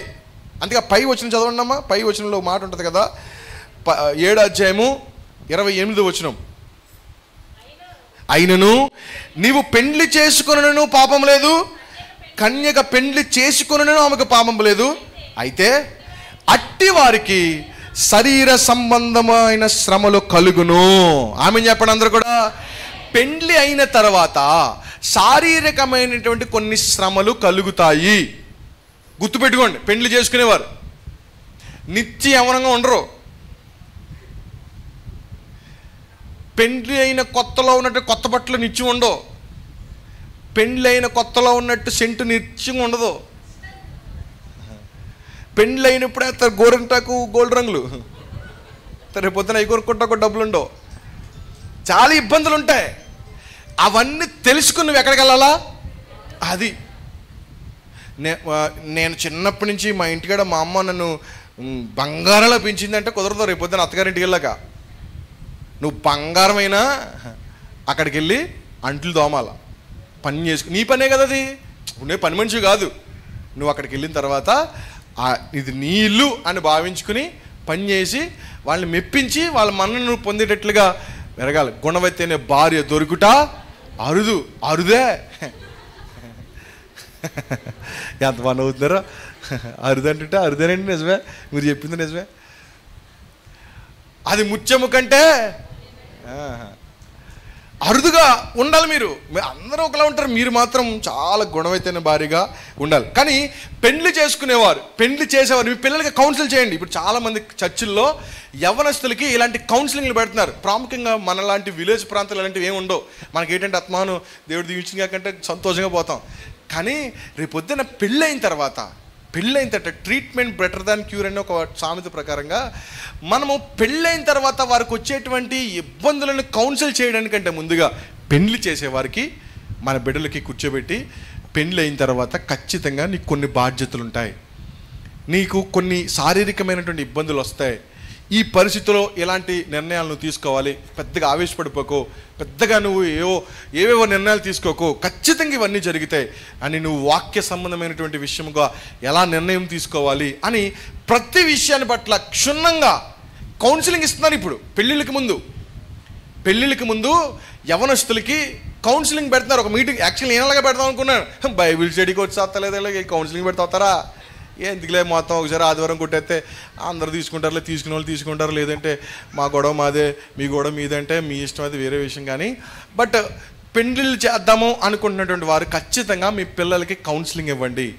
మీరు సంబంధాలు చూస్తున్నారు, కరెక్టే, బాగానే ఉంది, చాలా ప్రాంతాలు తిరుగుతున్నారు, కరెక్ట్, బాగానే ఉంది, చాలా ఆలోచన చేస్తున్నారు, చాలా ప్రార్థన చేస్తున్నారు, ప్రయత్నం చేస్తున్నారు, కానీ మీ పిల్లల్ని ఏం చేయట్లేదు, కౌన్సిల్ చేయట్లేదు. మాట్లాడండి వాళ్ళతో. మీకు తెలుసు కదా, మీరు కుటుంబ జీవితంలో ఉన్నారు కదా, వారికి కొన్ని విషయాలు చెప్పండి, ప్రిపేర్ చేయండి. అలా ప్రిపేర్ చేసినప్పుడు రేపొద్దున కుటుంబ జీవితంలో చాలా ప్రీ ఫ్రంటల్ కార్టెక్స్ని ముందుగా డెవలప్ చేయండి. అలా ఆ వివాహం అనే వ్యవస్థలో మీ పిల్లలు అన్ని విషయాల్లో గొప్పగా ఉండొచ్చు, కానీ వివాహ వ్యవస్థలో ప్రీ ఫ్రంటల్ కార్టెక్స్ డెవలప్ అవ్వకపోవచ్చు. అంటే ప్రీ ఫ్రంటల్ కార్టెక్స్ అనేది ఒక్కొక్కరికి ఒక్కో విషయంలో డెవలప్ బాగుంటుంది. ఇప్పుడు నేను ఉన్నాను అనుకోండి, నేను స్పిరిచువల్గా, వాక్య ప్రకారంగా, లేదా ఆత్మీయంగా ఎలాంటి నిర్ణయాలు తీసుకోవాలో నాకు కొంచెం జ్ఞానం ఉంటుంది. నేను ఆ విషయంలో ఎక్కువగా సాధన చేస్తున్నాను కాబట్టి నాకు ఆ విషయంలో ఎక్కువ జ్ఞానము కొంతమంది కంటే ఎక్కువగా ఉండొచ్చు. కానీ మీకు ఇంకొక విషయంలో డెవలప్మెంట్ బాగుండొచ్చు. కొంతమందిని ధనాన్ని ఎలా సమకూర్చాలో, లేదా కొంతమందిని మంచిగా ఎలా మాట్లాడాలో, కొంతమందికి ఎలాంటి నిర్ణయాలు ఏ సమయంలో తీసుకో, అన్ని విషయాలు ఉంటుంది. అలాగే మీ పిల్లలకి ఈ వివాహము అనే వ్యవస్థలో ఎలా ఉండాలి అన్న కాన్సెప్ట్లో మిమ్మల్ని మీరు మీ పిల్లల్ని గైడ్ చేయండి. మాట్లాడండి. తల్లిదండ్రులు మీ ఇంట్లో ఉన్న పెద్దవాళ్ళతో మాట్లాడించండి. సరిగ్గా మీరు డైరెక్ట్గా మీ పిల్లలతో ఈ విషయాలు మాట్లాడకపోతే మీ ఇంట్లో వారితో ఆ విషయం పట్ల మాట్లాడించండి. పెళ్ళైన తర్వాత స్త్రీ ఎలా ఉండాలో నేర్పించండి. పెళ్ళి అయిన తర్వాత పురుషుడు ఎలా బాధ్యతగా ఉండాలో నేర్పించండి. మీరు ఇద్దరు వివాహ వ్యవస్థలో నుంచి దేవుని ఎలా గణపరచాలో వాక్యంలో నుంచి తెలుసుకోండి. చాలా సంఘాల్లో ఇప్పుడు జరుగుతున్న విషయం అదే. చాలా పెద్ద పెద్ద సంఘాల్లో యవ్వనస్తులు ఎప్పుడు ఎలాంటి వివాహం చేసుకోవాలో, ఎలాంటి వారిని చేసుకోవాలో చాలా విషయాల వారికి తెలియచేయడం జరుగుతూ ఉంది. అందుకే అయితే ఆ పెళ్ళి దేవుడు చెప్తున్నట్టుగా జరుగుతుందా లేదన్నది చాలా విషయాల గురించి మనము డిస్కస్ చేయాలి. రెండోది, పెళ్ళి మన సొంత సుఖాల కోసం మాత్రమే కాదు. ప్రాముఖ్యమైన ఉద్దేశం, పెళ్ళి పరిశుద్ధంగా జీవితం కలిగి ఉండడం కొరకు పెళ్ళిని దేవుడు ఏర్పాటు చేశాడు. Marriage is not for the happiness అంటాడు దైవజనుడు. Marriage is not for the happiness but the holiness. కుటుంబంగా మిమ్మల్ని దేవుడు ఎందుకు కడుతున్నాడంటే మీరు పరిశుద్ధంగా ఈ ప్రపంచానికి కనపరచబడాలని. అంతే తప్ప పెళ్ళైన తర్వాత కదా ఇంకొక ఆమెతో తిరుగుతూ, పెళ్ళైన తర్వాత ఇంకొకరిని చూసుకుంటూ, మీరిద్దరు ఎవరెవరిని చూసుకుంటూ మీ పిల్లల్ని ఇంకొకరిని చూసుకుంటూ, ఇది ఈ కుటుంబ జీవితం కరప్ట్ అయిపోయింది. సాతాను గడ కరప్ట్ చేసేస్తున్నాడు. కానీ దేవుడు కుటుంబాన్ని కట్టింది పరిశుద్ధంగా ఉండాలి. ఒక స్త్రీకి తన సొంత భార్య ఉండాలి, ఒక పురుషుడికి ఒక సొంత భార్య ఉండాలి, ఒక స్త్రీకి తన సొంత భర్త ఉండాలి. ఒకరి ధర్మాన్ని ఒకరు ఏం చేయాలా, నిర్వర్తించాలి. విడిపోకూడదు, దూరంగా ఉండకూడదు. ఇవన్నీ బైబిల్ చెప్తుంది. పెళ్ళైన తర్వాత ఎలా ఉండాలో చాలా విషయాలు బైబిల్ చెప్తుంది. నీ భార్య మరి ఎక్కువ బలహీనమైన ఘట్టమని ఎరిగి ఆమెను సన్మానించాలి. నీ భర్త ముష్కరుడైన భర్త అయినా సరే అతనికి నువ్వేం చేయాలా? లోబడి ఉండాలి, భయముతో ఉండాలి. అరే నేను ఇంత దుర్మార్గుని కదా, అయినా నా భార్య ఎంత భయముతో ఉంటుంది నాకు అని చెప్పి రేపు పొద్దున్న నీ భయాన్ని బట్టి వాక్యం తెలియని వాడు మారు మనుషులు నువ్వు గయ్యల్లా గరిచేస్తా ఉంటే, నువ్వు ఓ కోదలైనా రెక్కేస్తున్నావు అనుకో, ఇదే పాదనికి వెళ్తుంది నా మీద రెక్కేస్తుంది అంటాడు. ఖచ్చితంగా ఉపయోగిస్తలేదా మధ్యలో? కాబట్టి మనము మన భర్త ఎంత ముష్కరుడైనా, వాక్యం చెప్తుంది, అది పేతురు రాసిన పత్రికలు ఉంటుంది, మన భర్త ఎంత మోటివాడైనా. ఒక ఆవిడ ఇలాగే తెగరాసేయింది పాటల మధ్యన, ఎక్స్ట్రా లేకుండా నా భర్త దుర్మార్గుడు, ఆడు ఎలాగుంటా నేను ఎలాగ ఉండాలనుకో. అమ్మ నీకు వాక్యం చదవా, నువ్వు వాక్యం చదవా? వదిలేసింది అలా ఆయన్ని, పాటలు రాసేయింది పొలమంట. ఇప్పుడు మళ్ళీ పెళ్లి చేసేసుకుంది. మరి ఇప్పుడు ఇదంతా వేస్ట్ అయిపోయిందా? నా భర్త ఎంత దుర్మార్గుడో. అవును దుర్మార్గుడే, విశ్వాసుగా. ఇప్పుడు నేను మాట్లాడుతున్న విషయం అంతా కూడా ఏంటంటే విశ్వాసులకి మాత్రమే, అవుట్ సైడ్ కాదు.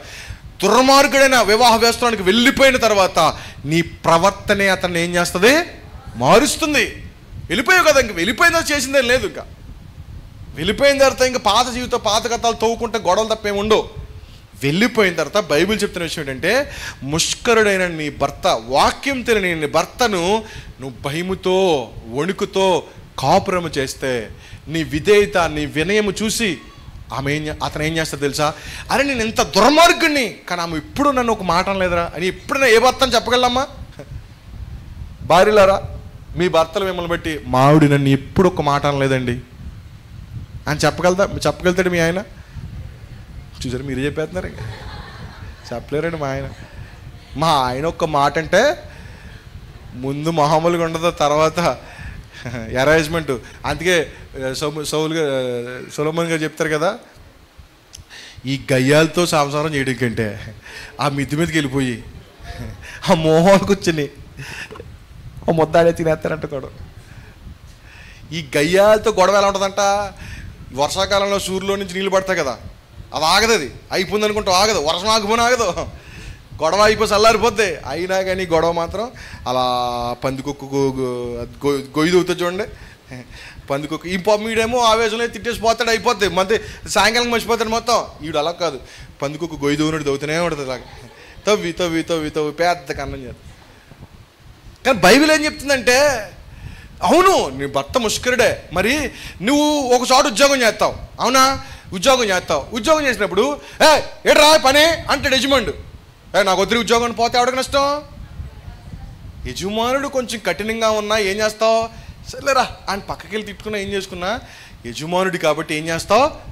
మరి బయట పనిచ్చి జీతం ఇచ్చే యజమానికి గౌరవిస్తావు, కానీ నిన్ను పెంచి కూతురులాగే పెంచి నీకు తిండి పెట్టి వస్త్రాలు కొని బంగారం కొని నీకు సకల సౌకర్యాలు ఏర్పాటు చేసి ఎప్పుడైనా ఒక మాట ఒక దెబ్బ వేస్తే తట్టుకోలేకుండా విపరీతంగా మా అమ్మ నాన్నే నన్ను ఎప్పుడు కొట్టలేదు, వాళ్ళు కొట్టుంటే సరిపోను, నిన్ను వాళ్ళ బాధేసి ఉంటే వాళ్ళ ముందు చెప్పుంటే రేపు పొద్దున ఎలా ఉంటుందమ్మని చెప్పుంటే చిత్తక బాధేసి రేపు పొద్దున మీ ఆయన కూడా ఎలా కొడితే అని చెప్ప. ఈ డైలాగులన్నీ వాక్యానికి పనిచేయమండి, గుర్తుపెట్టుకోండి. పెళ్లి చేసుకునే వారి భార్యలు, పెళ్లి చేసుకునే స్త్రీలు, రేపొద్దున్న మీ ఆయన ఎప్పుడైనా దుర్మార్గంగా ప్రవర్తిస్తే మీరు దుర్మార్గులు అయిపోకండి. ఏం చేయాలి తెలుసా? భయముతో కూడిన ప్రవర్తన. గొడవ అయిన తర్వాత ఎప్పుడైనా మీ ఆయన ఇంట్లోకి వస్తే తలుపు తీసావా, ఆ మంచం మీద ముసుగేసుకుని పడుకుని లేకవింక పెట్టుకుంటాడు. పాపం మా ఆయన కొండలోకి వెళ్ళి అన్నం తిట్టుకుని అయ్య గిల్లు కట్టుకుంటాడు. అదేం ప్రవర్తన? అది వాక్య ప్రవర్తన. ఇలా చేయండి, చిత్త కొట్టేసాడు మీ ఆయన, కానీ వెళ్ళిపోయాడు, కొట్టేసి ఇంటికాడ ఉన్నాడు, పాపం పోతాడు అలాగే సెంటర్లోకి వెళ్ళిపోయి ఇవన్నీ చెప్పడు, అక్కడ ఏదో మాట్లాడుకుంటాడు. వస్తాడు ఇంటికి, వచ్చిన తర్వాత అంతా ఒళ్ళి నొప్పులతో అంత బాధతో కూడా వెళ్ళి ఆయనకి భోజనం వడ్డించు, కాళ్ళు కడుక్కోండి లేదని చేతి కడుక్కోండి అని పెట్టి అతనికి భోజనం వడ్డించు ప్రేమగా. ఏమనుకో ఏదో కారణం చేత జరిగింది, నువ్వేం మాట్లాడకుండా కామ్గా ఉండి ఆయనకి భోజనం వడ్డించు, ఆయన తిన్న ప్లేట్ తీసి కడుగు, చచ్చి ఊరుకుంటాడు. ఇంక జీవితంలో ఇంకెప్పుడు నిన్ను ఇలాంటి దాన్ని నేను కొట్టాను అనుకోవాలా, ఇలాంటి దాన్ని నేను బాధ పెట్టాను అనుకోవాలా? నీ వాగుడే, నీ నోరే కొన్నిసార్లు మీ మధ్యన దూరం చేస్తుంది. భార్యలు ఎలా ఉండాలి నేర్చుకోండి, పెళ్ళికి ముందే ఎలా ఉండాలి నేర్చుకోండి, అన్నిటికీ సిద్ధపడి ఉండండి. అలాగే భర్తలు కూడా ఆమె ఎక్కువ బలహీనమైన ఘట్టమని సన్మానించాలంట. నేను మగాడిని, నేను సంపాదిస్తున్నాను, ఆమెకేమీ తెలియదని కాదు, తెలియదు కాబట్టి ఆమెను ఏం చేయాలి, నువ్వు సన్మానించాలి, జ్ఞానయుక్తంగా కాపురం చేయాలని పేతురు రాసిన పత్రికలో రాయబడి ఉంది. కాబట్టి ఈ వివాహ వ్యవస్థలోనికి వెళ్ళక ముందే మీరు వివాహ వ్యవస్థలో భార్య ఎలా ఉండాలి, భర్త ఎలా ఉండాలి కౌన్సిలింగ్ చేసుకోండి. మీ ఇంట్లో తల్లిదండ్రులను అడగండి, పాస్టర్ గారిని అడగండి, ఒక కౌన్సిలింగ్ తీసుకుని మీరు వివాహానికి వెళ్ళండి. తర్వాత ఇంకొక విషయం ఏంటంటే, మన క్రైస్తవ జీవితంలో ప్రాముఖ్యంగా పెళ్లి చేసుకునే వారికి తప్పకుండా అడగడం చాలా మంచిది. రెండవదిగా, ఎవరిని చేసుకోవాలో నిర్ణయం తీసుకోలేని వాళ్ళు పెళ్ళి అయ్యాక చాలా చాలా పెద్ద నిర్ణయాలు ఎప్పుడు తీసుకుంటారు. చాలాసార్లు అంటాం మన పిల్లల విషయంలో, వీళ్ళకి ఏం తెలియదండి, పిల్లల్ని ఏం అడగం, వీళ్ళకి ఏం తెలియదండి, వాళ్ళకేం తెలుసు, మనం చేయడమే అనుకుంటాం. కానీ రేపొద్దున ఎవరిని చేసుకోవాలో ఇప్పుడు నిర్ణయం సరిగ్గా తీసుకోలేకపోతే రేపొద్దున పెళ్ళైన తర్వాత చాలా విషయాలు నిర్ణయం తీసుకోవాలి, అక్కడ ఫెయిల్ అయిపోతున్నారు. అందుకే వీళ్ళకి నిర్ణయం తీసుకోవడం నేర్పించాలి. ఇప్పుడు చేపలు పట్టి వాళ్ళకి ఇవ్వకూడదు, వీళ్ళకి ఏం చేయాలా, చేపలు పట్టడం నేర్పించాలా. మన ఇది కేవలం వివాహ వ్యవస్థలోనే కాదండి, చిన్నప్పటి నుంచి మన పిల్లలకి ప్రీ ఫ్రంటల్ కార్టెక్స్ బాగా డెవలప్ అవ్వాలంటే వాళ్ళని చేయనివ్వాలి. బాబు దెబ్బ తగిలేద్దేమో, ఇబ్బంది పడిపోతారేమో అనే భయం మనలో నుంచి తీసివేసి వారిని గొప్పగా నడిపించాలని చాలా విషయాలు మనకి తెలిసి ఉంది. ఏమీ తెలియని వారికి పెళ్లి చేస్తే ఇస్సాకు రెబ్కా పెళ్ళిలా ఉంటుంది. ఇస్సాకేమో ఏమీ తెలియదు, ఏం చెప్పలేదు, వాళ్ళ అమ్మ ఉన్నప్పుడు ఏం చెప్పలేదు, ఎంతసేపు కొడుకు బంగారం ఉంది, చచ్చిపోయింది, పుడుకుమని ముసలి కదా మరి ఎంతకాలం ఉంటుంది, చచ్చిపోయాక అప్పుడు ఆయనకి ఎవరో ఏం చెప్పలేదు, వాళ్ళ నాన్న ఏం చెప్తాడు, పాపం మగవాడు ఏం చెప్తాడు, వాళ్ళ నాన్న ఏం చెప్పలేదు, వీళ్ళు పెళ్లి చేసుకున్నాడు. వాళ్ళ ఆవిడేమో చాలా యాక్టివ్ పర్సన్, ఈయనేమో మెతక బాగా, వీళ్ళిద్దరికి సెట్ అవుతుంది. కానీ పిల్లలు మాత్రం పుట్టారు ఇద్దరు. మన సాంప్రదాయంలో ఒకటి ఉంటుంది, 1000 అబద్ధాలైనా ఆడైనా ఒక పెళ్ళైనా ఒక్క అబద్ధం కూడా ఆడకూడదు పెళ్ళిలో, అది వాక్యం. పెళ్ళికి ముందే మీ కుటుంబ పరిస్థితి ఏంటో వాళ్ళ కుటుంబ పరిస్థితి ఏంటో క్లియర్గా చెప్పుకోవాలి. దాయకండి, దాచిన తర్వాత రేపు పొద్దున ఏమవుతుంది, దాచబడింది ఏదైనా రివీల్ చేయబడుతుంది, అప్పుడు ఉంటుంది. అప్పుడు నువ్వు పెళ్ళికి ముందు ఇలా చెప్పావు, పెళ్లి తర్వాత ఇలా, ఏది దాయకండి.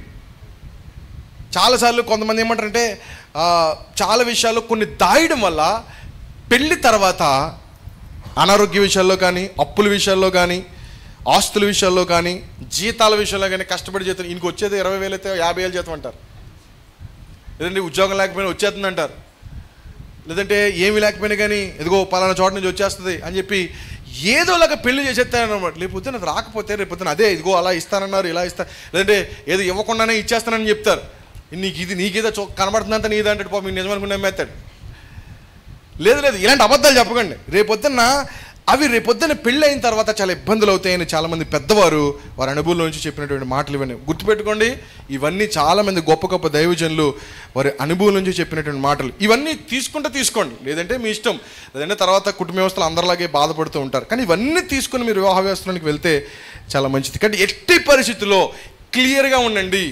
మీ కుటుంబ పరిస్థితులు ఏంటి, వాళ్ళ కుటుంబ పరిస్థితులు ఏంటి క్లియర్గా చెప్పండి.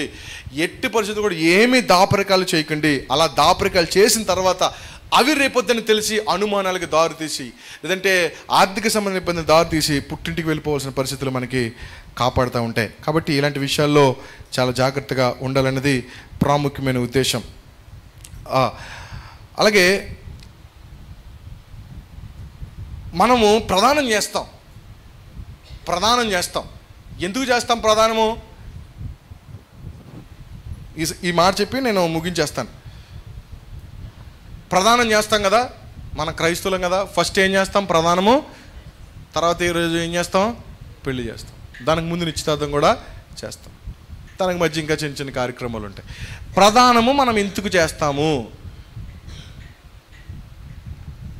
ఇదేంటండి ఎంతమంది ప్రదానాలు అయిపోయి, ప్రధానం తెచ్చారా నువ్వు గోలెట్టేస్తావు గేడి దగ్గర ఉండి, ఇంకా రాలేదెట్టి అంట. ఎందుకు? అది బైబిల్లో ఎక్కడైనా ఉందా ప్రదానం చేసుకోమని? యాక్చువల్గా ప్రధాన కాన్సెప్ట్ ఏంటంటే, ఈ కాన్సెప్ట్ ఏంటంటే చాలా అద్భుతమైన కాన్సెప్ట్, యూదుల కాన్సెప్ట్. ప్రదానము చేయబడినటువంటి సంవత్సరానికి పెళ్లి చేస్తారు. ఈ సంవత్సరం గ్యాప్ ఎందుకంటే హెచ్చు తగ్గులు, తేడా పాడాలు మొత్తం అన్నీ క్లియర్ అయిపోతాయి. రెండవదిగా ఈ కుటుంబము ఆ కుటుంబము, ఈ మనిషి ఆ మనిషి, ఒకరి వ్యక్తిత్వాలు చాలా క్లియర్గా ఇన్ఫర్మేషన్ ఉంటుంది. రెండవదిగా ఇతను ఈమె ఈ సంవత్సర కాలం వారి పరిశుద్ధత నిరూపించుకోవాలి. ఇప్పుడు ఈయన ఏ ఖాతా ఇట్టడానికి అనగల ఎక్కడన్నా, ఈయన ఎక్కడో ఖాతా ఇట్టాడు, ఈ సంవత్సరం గ్యాప్ ఉంది, ఇంటికి వచ్చి ముందుకు వచ్చి వచ్చుకుంటుంది. ఎందుకంటే వీళ్ళు ఆచారం ప్రకారం ఏమో ఇప్పుడు ఒప్పుకుంటే మళ్ళీ సంవత్సరానికి కానీ పెళ్లి చేస్తా కాదు. ఈ గ్యాప్లో ఏమవుతుందంటే ఏమన్నా తేడా పాడాలంటే బయటకు వచ్చేది. ఇప్పుడు తేడా పాడాలంటే బాగానే ఉంటుంది. ఆ ఆచారంలో అయిందంటే పెళ్ళి అయిపోయినట్టే, పెళ్ళి అయిపోయినట్టే. ప్రధానం అవ్వేటప్పుడే చాలా జాగ్రత్తగా నిర్ణయం తీసుకోవాలి. ప్రధానం అయిన తర్వాత ఏమాత్రం తేడా పాడాలని, ఒకవేళ ఈమెకి ఏమైనా అఫైర్ ఉందని తెలిసినా, ఇతనికి ఏమైనా అఫైర్ ఉందని తెలిసినా, ఇంకా బాబు జాగ్రత్తగా ఉన్నాయినా, నీ పెళ్ళి నువ్వు చేసుకుని అంటే ఏం లేవు, రాళ్ళు తీసుకుని కొట్టి చంపేతమే. మీకు అర్థమైందా?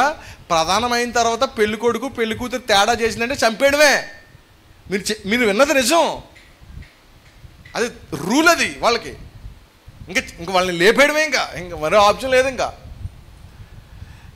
అది తీసుకున్నాం మనం, అది అడాప్ట్ చేసుకున్నాం మనం. ఆ విషయాన్ని అడాప్ట్ చేసుకుని మనం ఏం చేసామంటే ఇవాళ ప్రధానంకి రేపు పెళ్ళి. సరే, మనకి అంత వెయిట్ చేసేటువంటి పరిస్థితులు, ఎలాంటి పరిస్థితులు ఏమీ లేవు కాబట్టి తీసుకున్న నిర్ణయాల్లో పరిపూర్ణంగా అబద్ధాలు లేకుండా ప్రయాసపడండి. అబద్ధాలు లేకుండా చాలా జాగ్రత్తగా మీరు మీ విశ్వాస జీవితాన్ని కాపాడుకోవాలని ప్రభు పేరట మీ అందరికీ తెలియజేస్తున్నాను. సో మీరందరూ కూడా సాటి అయిన సహాయము అని మీకు చెప్పాను కదా. దేవుడు ఎందుకు ఈ వివాహ వ్యవస్థను ఏర్పాటు చేశాడంటే, ఇప్పుడు నేను కొన్నిసార్లు నా వ్యక్తిగత జీవితంలో కానీ వివాహ వ్యవస్థలో కానీ పడిపోయే పరిస్థితి ఉన్నప్పుడు నా భార్య నన్ను ఏం చేయాలా, లేవనెత్తాలి తప్ప నన్ను దూషించకూడదు, నన్ను బాధ పెట్టకూడదు, నన్ను వదిలిపెట్టేయకూడదు. నా భార్య కొన్నిసార్లు కొన్ని విషయాలు బలహీనంగా ఉంటుంది, ఆమెను లేవనెత్తాలి. మేమిద్దరం కలిసి వాక్యం కొరకు బ్రతకగలగాలి. అది ప్రతి కుటుంబం చేయాలి. ఒకసారి ఆ వీడియో ప్లే చేయండి. ఎలాగా భార్య భర్తలు అంటే అక్కడ ఇద్దరు మగవాళ్ళే కనబడతారు, కానీ మీరు భార్య భర్తలాగా ఊహించుకుని చూడడానికి ప్రయత్నం చేయండి. భార్య భర్తలాగా ఊహించుకుని ఆ వీడియో చూస్తే కొన్నిసార్లు యజమానుడికి కానీ యజమానురాలికి కానీ కొన్ని కష్టాలు వస్తాయి, కానీ ఆ తోడుగా ఉన్నటువంటి వ్యక్తి సహాయం చేయాల, కన్నీటిలో తోడుగా ఉండాలా. జీవితం అనేటువంటి ఆ పోరాటం, కుటుంబ జీవితంలో నడిపించబడుతున్నాం. అందరూ బాగానే ఉంటారు, అందరూ సంతోషంగానే ఉంటారు.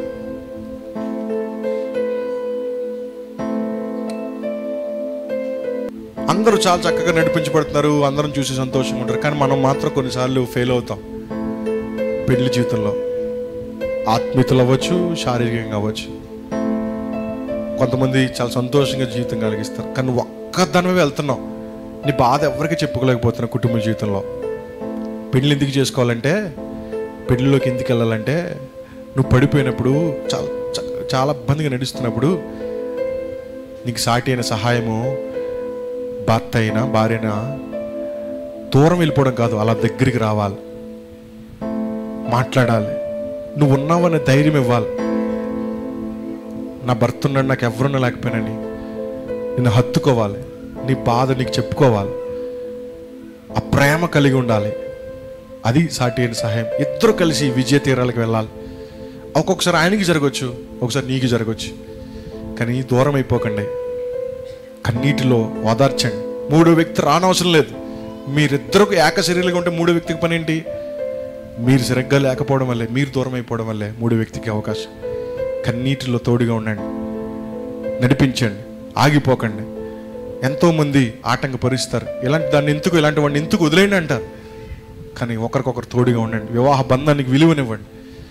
అందరూ గెలిచేశారు, అందరూ విజయం అయిపోయింది అనుకోవచ్చు, ఇంక లేదు, ఇంక జీవితంకి ఏమీ లేదు ఆశ అనుకోవచ్చు. కానీ వివాహ వ్యవస్థలోకి వెళ్ళినప్పుడు ఒకరికొకరు అలా తోడుగా ఉండి, ఏమైనా ఆస్తి లేకపోయినా, అంతస్తు లేకపోయినా, ఉద్యోగం లేకపోయినా, ఆత్మీయతతో, భక్తితో, ఆకలితో ప్రభు కొరకు, ప్రభు రాజ్యము కొరకు యథార్థంగా నడిపించబడేటువంటి విశ్వాసులుగా ఉండాలి, నమ్మకమైన వారిగా ఉండాలి. మిమ్మల్ని చూసి మీ పిల్లలు నేర్చుకోవాలి, మిమ్మల్ని చూసి ఈ తరము ఇలాంటి వారిగా ఉండాలని, ఆ కన్నీటిలో తోడుగా ఉండాలన్నదే వారి కోరిక.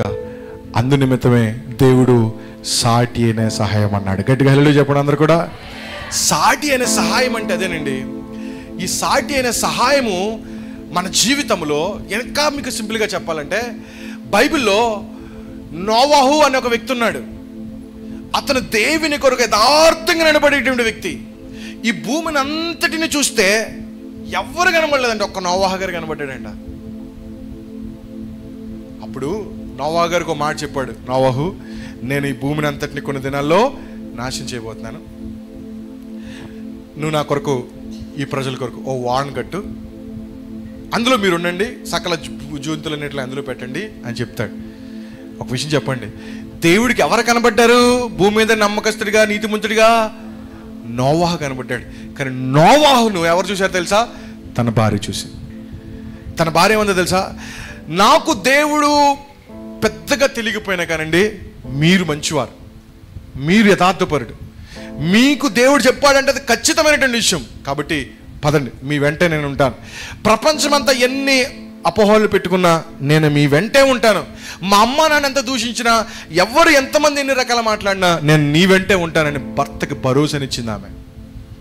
వీళ్ళిద్దరి అనుబంధాన్ని చూసి ముగ్గురు పిల్లలు ఉన్నారు, షేము, హాము, యాపెత్. పెళ్ళిళ్ళు అయిపోయినాయి. పిల్లలంటే చంటు కూచులు కాదు, పెళ్ళిళ్ళు అయిపోయినటువంటి మగోళ్ళు, వివాహ వ్యవస్థలోకి వెళ్ళాల్సినటువంటి వారు. మా నాన్న కష్టపడుతున్నాడు, మా నాన్నకి తోడుగా మా అమ్మ కష్టపడుతుంది. మేము పిల్లలు పెంచుకుని మేము పెళ్ళిళ్ళు చేసుకుని లోకల్లో వెళ్ళిపోతామా? మా నాన్న పనిలో తోడుగా ఉండి మా కుటుంబ జీవితాన్ని మేము వైరాగ్యం పొంది ఫస్ట్ దేవుని పని చేద్దామా అని నిర్ణయం తీసుకుంటే, వాళ్ళ నాన్నను బట్టి వాళ్ళ భార్య దేవుని పని చేసింది. తన భార్య తన నాన్నను బట్టి, తన తల్లిని బట్టి ముగ్గురు పెళ్ళిళ్ళు అయిపోయిన పిల్లల కనకుండా, అంటే ఆ ప్రాముఖ్యతను తర్వాత పిల్లల కన్నారు. వారు మనమందరం కూడా వారి సంతతి వారమే. కానీ ఫస్ట్ ఇంపార్టెన్స్ దేనికి ఇచ్చారు తెలుసా? కుటుంబం అంతా దేవుని పనికి ఇచ్చారు. దేవుడు మిమ్మల్ని కుటుంబంగా ఏర్పాటు చేస్తుంది. ఎందుకంటే ఒకరికొకరు సాటి సహాయంగా ఉండండి. అంతే తప్ప భార్య ప్రార్థనకి వెళ్తే భర్త వెనక్కి లాగడం, భర్త ప్రార్థనకి వెళ్తే భార్య వెనక్కి లాగడం, మీరిద్దరు సరిగ్గా ఉండకపోవడం వల్ల మీ పిల్లలు అపవిత్రాలు అయిపోతున్నారు. కొరింథీ పత్రికలో రాసి ఉంది. కానీ ఇప్పుడైతే వారు పవిత్రులు. ఈ వివాహ వ్యవస్థను మనం కల్మషం చేసేస్తున్నాం, వాక్యానికి విలువనివ్వట్లేదు, వాక్య అనుభూతిలోనికి వెళ్ళట్లేదు. అందుకే మన ప్రీఫ్రంటల్ కార్టెక్స్ డెవలప్ అవ్వాలి. వివాహ వ్యవస్థలో మన అందరూ కూడా ఉన్నతంగా ఆలోచించాలి, సరైన నిర్ణయం తీసుకోవాలి. అవివేకుల్లో కాదు. మీ పిల్లల విషయంలో ప్రార్థిస్తున్నారు కరెక్టే, కానీ వారితో మాట్లాడండి. రేపొద్దున శారీరకమైన శ్రమలు వస్తాయని చెప్పండి. ఆర్థికంగా, శారీరకంగా, అన్ని విషయాలు, ఆత్మీయతలో కూడా కొన్నిసార్లు వ్యర్థమైన పరిస్థితులు వస్తాయి. అన్ని ఆచారాలు ఎన్నో వస్తాయి. ప్రతి దానికి తట్టుకొని నిలబడగలగాల. చెప్పండి. కుటుంబ వ్యవస్థ, కుటుంబ వివాహాలు ఎలా జరగాలో ఒక్కసారి చివరిగా ఒక్క మాట చెప్పి నా సమయాన్ని ముగించడానికి నేను ఆశపడతా ఉన్నాను. వివాహ వ్యవస్థలో ఏముండాలి, ఏముండకూడదు, వివాహ వ్యవస్థలో ఏముండాలి, ఏముండకూడదు అనేది ఒక్కసారి నేను చదివి వినిపిస్తాను. ఆ తర్వాత మనం ముగింపు ప్రార్థన చేసుకుందాం. క్రైస్తవ వివాహంలో ప్రభువుని మాత్రమే గణపరచాలి. క్రైస్తవ వివాహంలో వాక్యానుసారమై ఉండాలి. క్రైస్తవ వివాహం దేవుని దృష్టికి ఘనమైనదిగా ఉండాలి. క్రైస్తవ వివాహం ప్రార్థనాపూర్వకంగా ఉండాలి. క్రైస్తవ వివాహం చేసుకునే వారు విశ్వాసులై ఉండాలి. క్రైస్తవ వివాహంలో సందేశం వధూవరులకు దీవెనకరంగా ఉండాలి, దీపముగా ఉండాలి.